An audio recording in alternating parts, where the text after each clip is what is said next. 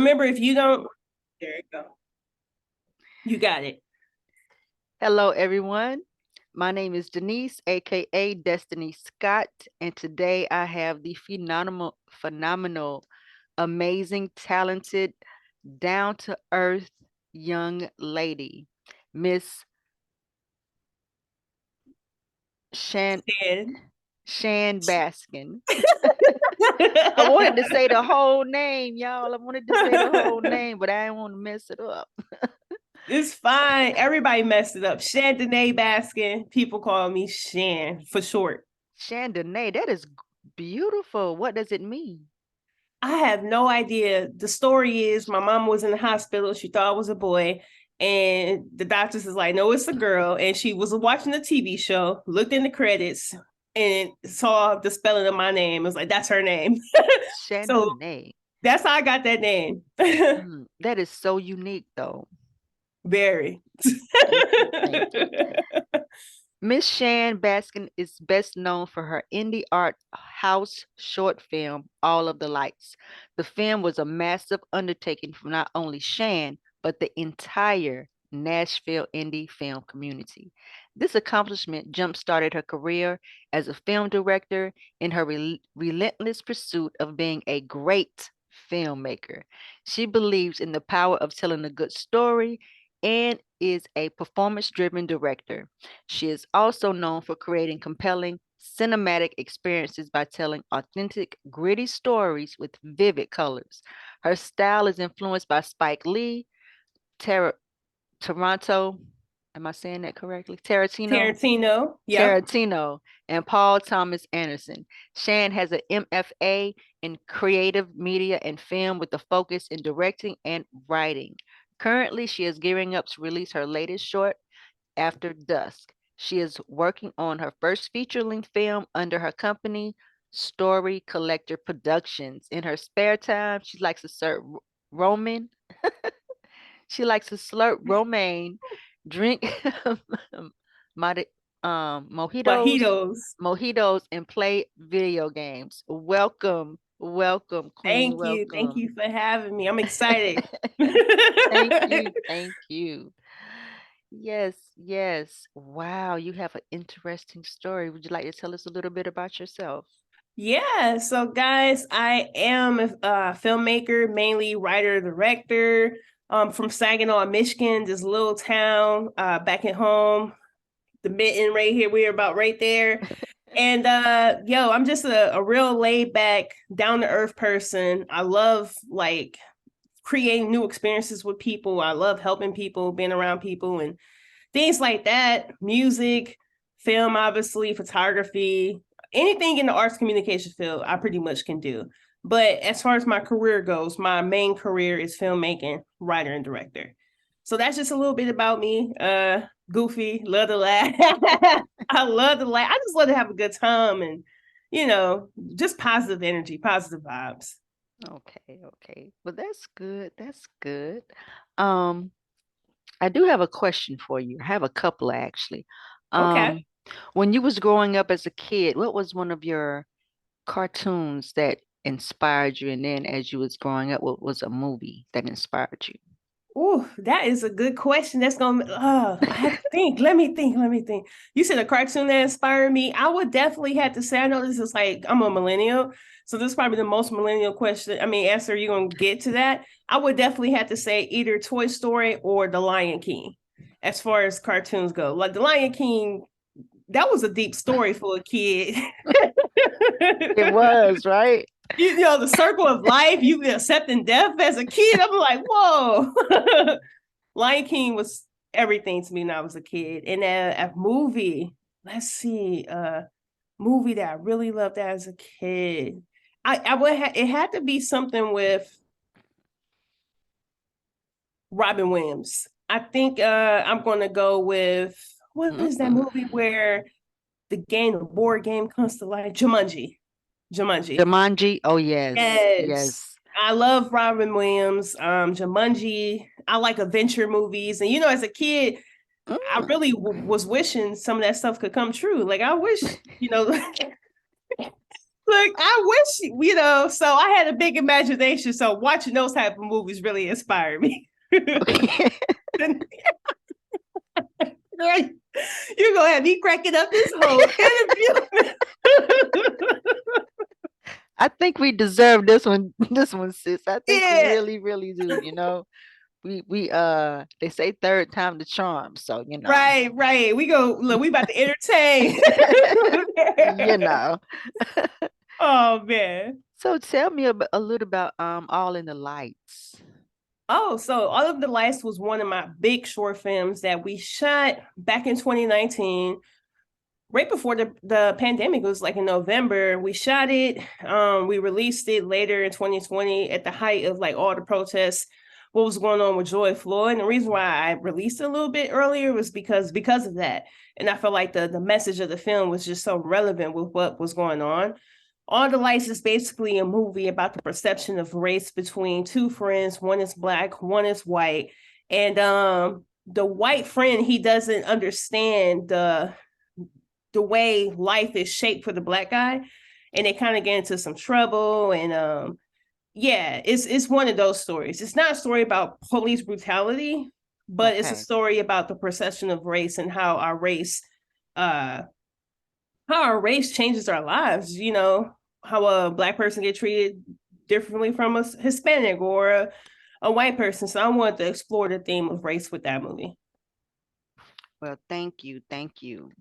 A lot more. Yes, because you know, history needs to be taught more. And if you have a vision to tell your story the way that you see it, then Mhm. of course you need to tell it. So I yes, agree. especially about racism. Yes. Yes, yes. It was a deep story. And after dusk, Yes. this is your baby. This is my baby. Yes. Been pregnant with this baby for almost going on a year and a half. It was time to push it on out. Okay, okay. Well, congratulations. Thank you. Congratulations. Thank you. Um, how did the idea for the movie come to you, come to life, and what was your No lie. driving experience? So after this, I was working on my thesis project. I was in film school at the time, my last semester or last year, and the idea came about because I was like, man, I don't see a lot of black women on the big screen, like just representation, like intelligent, beautiful black women that's doing something besides, cooking or just plug her in because we need a woman to fill this role. Like I wanted to see a dope black woman on screen. And that's how I came up with the story. I actually had another story that I wrote, which was way bigger. And then after those, it was like shooting scenes and fight scenes, and I realized I had to like bring it down. I was like, okay, I'm gonna say that for another time when I have more time and resources. But I was like, what can I do with the time and resources I have now? And that's when I created After Dusk. I just wanted to see dope black characters, dope characters in a intelligent people in a sophisticated world. So I just want to see black sophisticated characters, and that was something we did with After Dusk. Wow, that's Thank incredible. Some of you. my favorites are I don't know, I might be telling my age, guys, but I don't know if you ever heard of Nell Carter, I uh never heard of that. Gregory Hines, Heard of him. Debbie Allen. I love Debbie Allen. Yeah, and Love her. Viola Davis is yeah, Whew, the elevators. sh- Like Debbie Allen, I want to meet her hands down. and have breakfast and just talk. I saw Oh, the it was on YouTube actually between Viola Davis and Oprah, mhm. and by the end of it, I was like in tears. Wow. Wow, she led You know, a I don't life. know much about her backstory, but she is extremely talented, man. Like her presence on screen, she's beautiful. I love her skin, Yes. her body, like what she just did with the Woman King, those muscles, and she like 50 years old too, I think. So, Yes. so like, yeah, Viola Davis, and no, like this is something me and my fiance talk about. I don't know what's going on what you guys are doing or what people are like. We talking about people who is more mature than us. You guys look amazing. No, Thank seriously. you. Thank you. Angela Bassett, like Oh, amazing. And not even just movie stars. I'm talking like real life. My mom. My mom is probably pushing 60. She looks amazing. So look, I'm looking forward. okay. I'm Yes. looking forward 50, to 50 is yes. rocking. Yes, it is. No, I'm going in it's like amazing. the new year liberated. Nothing should Yes. hold you back. Nothing. Like nothing. Like why Like can't that should be it's your motto? Why inspiring. can't you? Why can't you? Because you can. Right. So it's inspiring to see it, man. Very. And we can learn from the younger people as well. It's a give and take Mm-hmm. thing. So yeah. Yep. Yeah, I'm really, really especially being a woman doing what you Mm-hmm. have doing in the niche in the field that you're doing it in, Right. baby, keep knocking down them doors. Keep knocking down them Baby, doors. look, woo, gotta not even knocking, kicking them boys down. Like, huh. Gotta kick them Okay. down. Woo! Like I'm here, y'all. Covered in dust and debris, but I'm here. So yeah. But I just Okay. had to say that, man. It's really inspiring. Thank you. Thank you. Yeah, I try to tell my kids, I looked up to people, but I really don't understand how can you like bawl out, start crying over Mhm. a celebrity because your kids should be the people that you bawl out crying over. Right, right. Like, Like real people in your lives. yeah, my mom passed away when I was 9. I would love to not just cater to her and show her how beautiful she still is, but try to Right. give her that house and that car that she deserved. Exactly. Have I you agree. have you always wanted to be a movie film director and producer? I will say I knew I wanted to do something with storytelling. I knew from an early age I was very creative. This is a story I tell a lot. I used to be in my room with my Barbie dolls, writing music or just playing and acting like that's the reason why Toy Story was so important because Toy Story, after I seen it, I used to try to run out the room and come back to see if I could see the toys alive. So I knew I wanted to do that. I wanted to be a director, but I didn't see, it wasn't a lot of Black female directors, not even a lot of female directors, period, growing up. Hmm. Even still to this day, it's a lot more, coming up. So I think I always want to do something with storytelling, not necessarily more of a writer than a director growing up. Okay. Yeah. And then like around the age when I was like, I want to be a director, but it felt like a fantasy, right? It just felt like some dream deferred type situation. I think when Ava DuVernay, Hmm. when I start seeing her popping up and I start seeing her executing at the level that she had, and Okay. I was like, okay, this may be something that I can explore. And whenever I got the courage to do it was when my grandma died. When my grandma died, that's okay. Oh. You only get one life, so I just went ahead and went to grad school and just did it. Just did it. I stopped thinking about it and just did it, and now I'm here. So now I'm here. Yes, now you are here.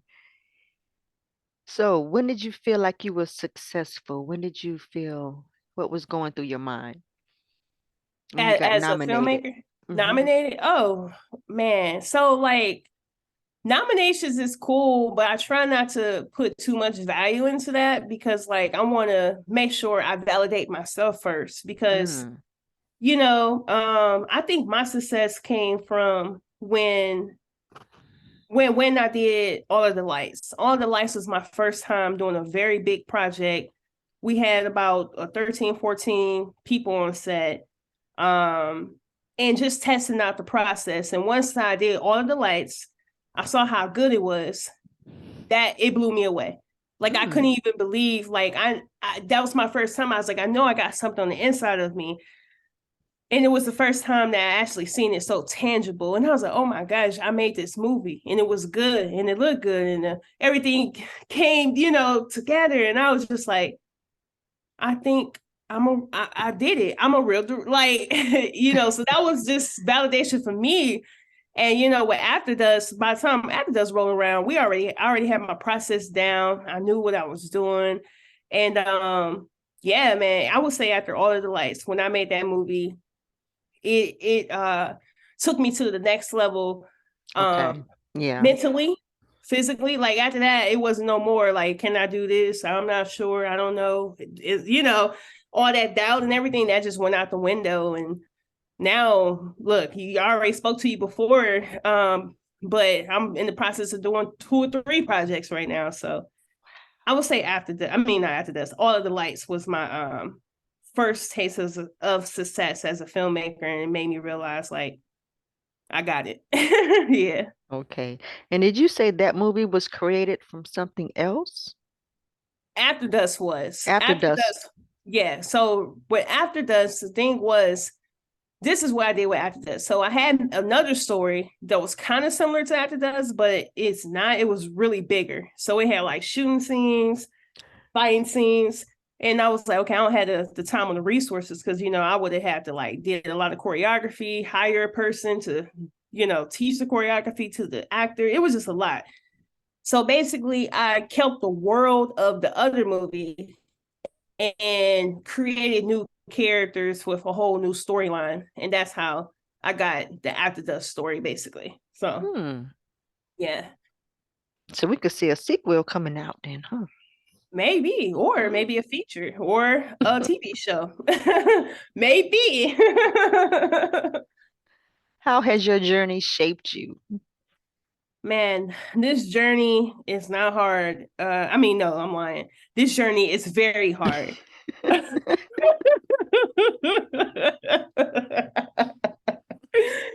This journey is extremely hard and it shaped me so much. I've learned so much about myself personally, just trying to be a filmmaker. I learned that filmmaking, it's all about leadership.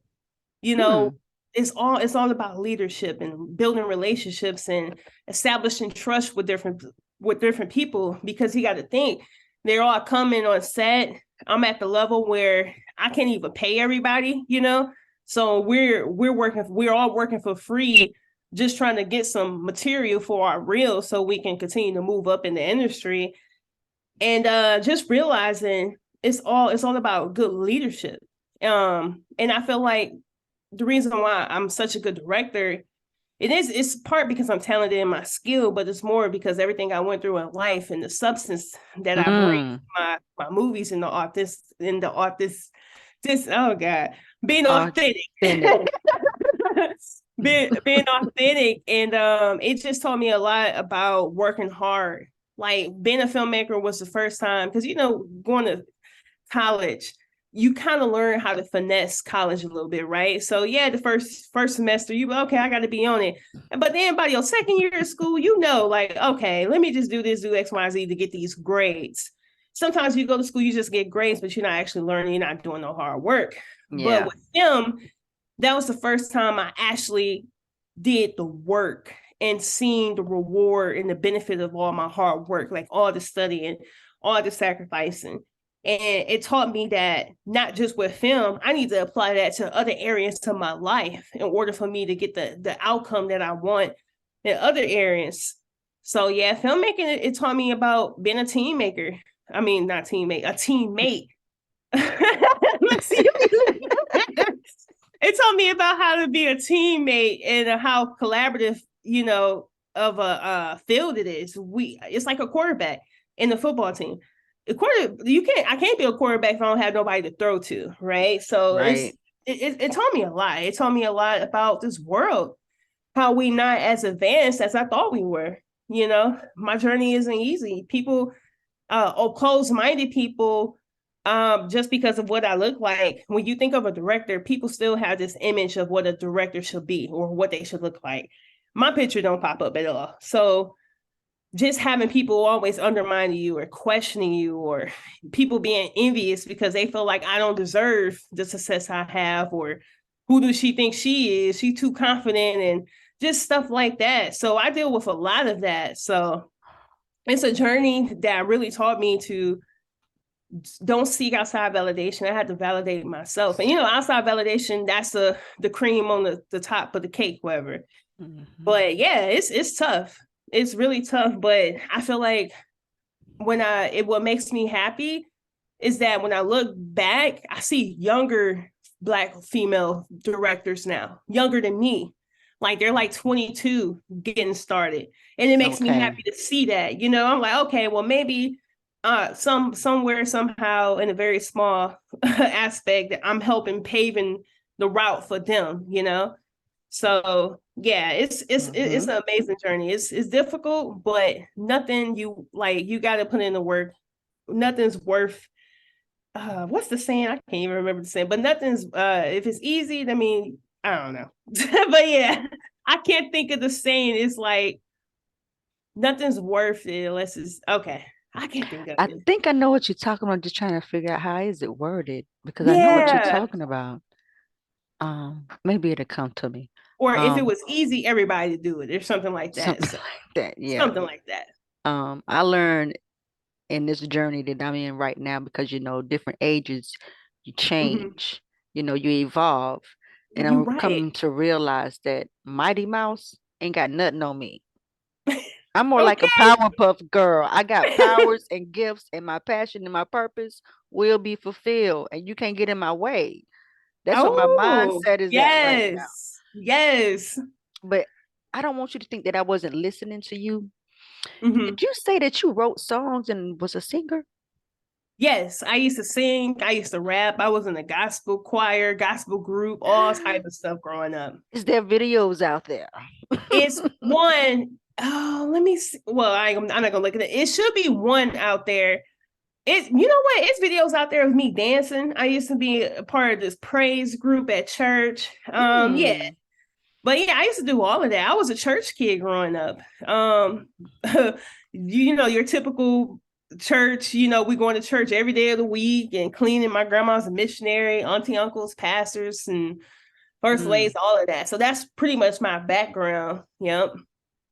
So you have a voice too, Yep. but you didn't want to follow that path. I didn't want to follow that because I have a voice, but I don't think I was very realistic with myself. I don't think like my voice. I could sing background. I could hold a note. I could maybe lead a few songs, but it wasn't like I was spectacular, like Tamala Man or. I just didn't see a realistic career as me as a singer. But like at church, yeah, I'll lead a song or two into worship and all of that stuff, but not as a career to make money. Okay. Yeah. Okay. I I think that we're our biggest critics sometimes. agree. Sometimes. Just sometimes. Um, ooh, we have 10 more minutes, guys. We have 10 more minutes. Oh, we gotta make it count. 10 more minutes. Yes, yes. Okay. Um, what keeps you motivated to keep doing what you are doing? What keeps me motivated? I think what keeps me motivated right now, because like just how you said you feel like Mighty Mouse don't have nothing on you, I feel like Superwoman, girl. I'm not even playing. Like, I think what keeps me motivated, I want to see what's on the other side. Mm, I want to see it. I have to see it at this point because I know I've been making the right moves. I know I got the ideas. I know I got the execution, and I'm this close to breaking into Hollywood. And I just want to see. I want to see. I feel like God didn't bring me this far just for me to be like, all right, let me go have some kids and chill out. Like, no, I want to see. And if I do have kids or family, my family you gonna be still right can be there. the star that you need to be Exactly. My with them family gonna be right beside there. you. Yes, Exactly. So I don't yes. believe in you have kids and you just like, all right, let me just stop my dreams. Like, no, in this day Mm-mm. and age, bring them babies. Yep. So And yeah, I'm that's thankful that mine loved me enough to say, you know what, mom, you raised us, you did a good job. mhm. We need to be independent because my daughter is going to be 24 on Monday, Okay. and my son is going to be 21 tomorrow. Oh, so y'all got the birthdays right there, smack in the holidays. So it's birthdays and holidays. So it's a So really yeah, right time for y'all around this time. yeah. My fiance, his birthday, he's a New Year's Eve baby. So his birthday is on the 31st. Ooh, how do y'all celebrate? Oh wow. We do all type of stuff, man. Go to the fireworks. We try to do it big because it's the last day of the year, you know? Hmm. What are some of your success habits or daily routines that you can share with the audience? I believe what's been very helpful for me, my success habits, is always coming into a situation, or I'm a student, right? You think about Michael Jordan; he was a student of basketball. Kobe Bryant, I'm a student. I'm always studying. I'm always learning every single day. I'll try to watch a movie every single day, like a piece of cinema every single day. So just creating those habits. I try to write every day, coming up with ideas every day. And some of that doesn't look like I'm just at the computer, like type. I could be out riding and I get an idea and I just put a note in my phone or something like that. So just making sure I'm being proactive, knowing what's going on in my industry. Because as people say they want to be in the industry, but they don't have a clue what's going on, what the deals, people not getting laid off. They don't know anything. So just that, working on my leadership skills, because like I said, that's super important in filmmaking. But Oh, that's it, yes. really. Just working, like I'm starting to see, like I spoke to you prior, but softcore skills is so important. Like being, Mm. like I have to like you to work with you, because like with film, you working with people for like 6-7 months closely, like closely. You having all these meetings every week, so we gotta like each other, you know. So yeah. Yeah, you really, really do. In order for it to work, Mm-hmm. because you have components, you have to feel the character. And if y'all have intention, you might not want to be able to get in character, remember your Mm-hmm. lines, and know where you need to stand and all of that stuff. So yeah, you And gotta. it's like a domino effect. One person is out of line, it messes up the entire process. And that's the reason why filmmaking is so hard. One thing, and that's the reason why, in Hollywood they don't play.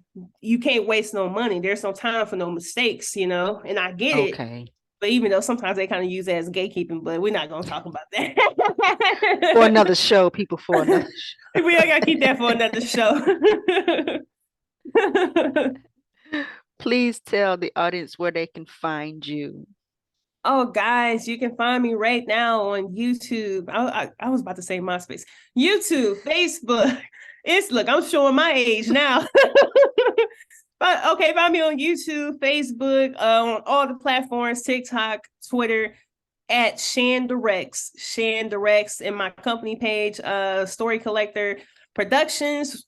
I think our social media handle is Collect a Story. Everywhere, Collect a Story.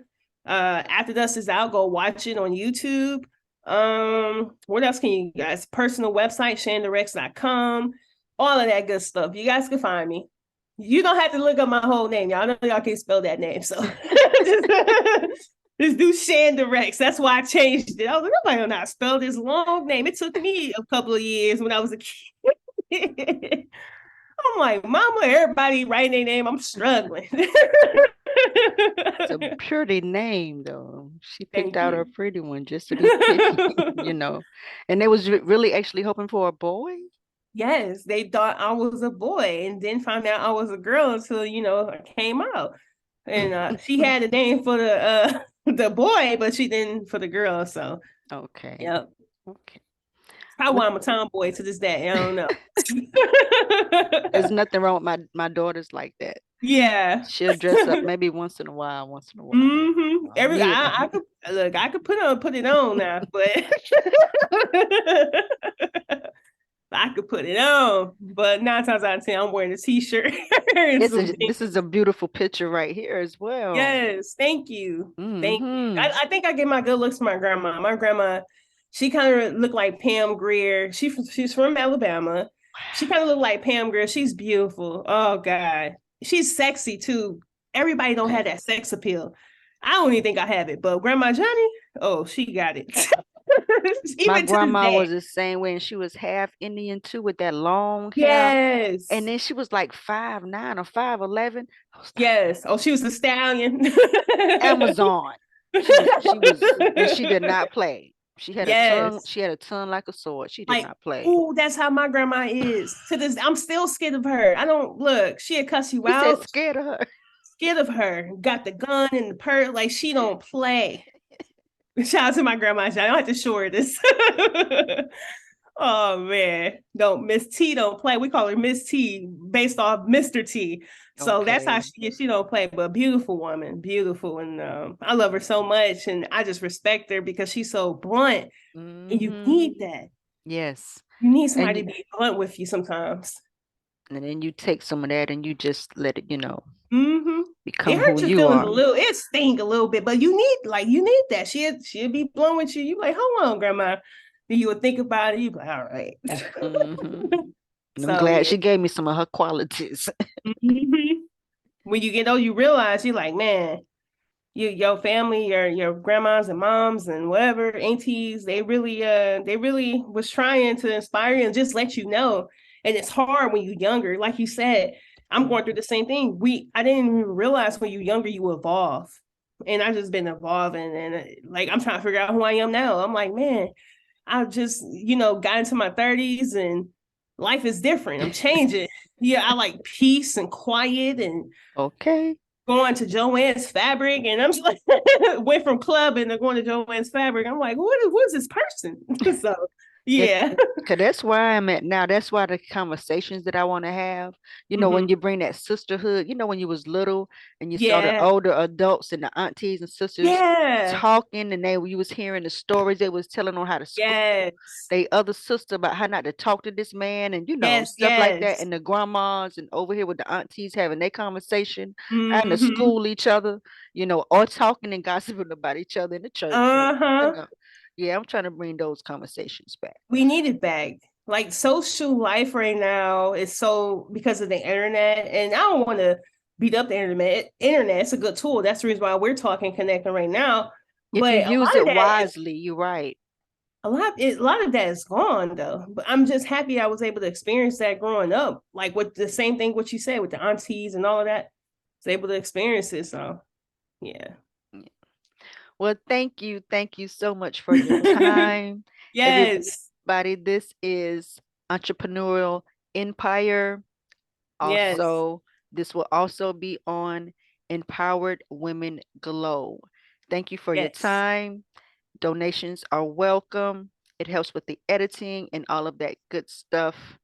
My The next episode will be about an inspiring and touching heartfelt story from Samantha Johnson, as well as another movie producer, Mike Jones. Um, Okay. Stay tuned and thank you for your time.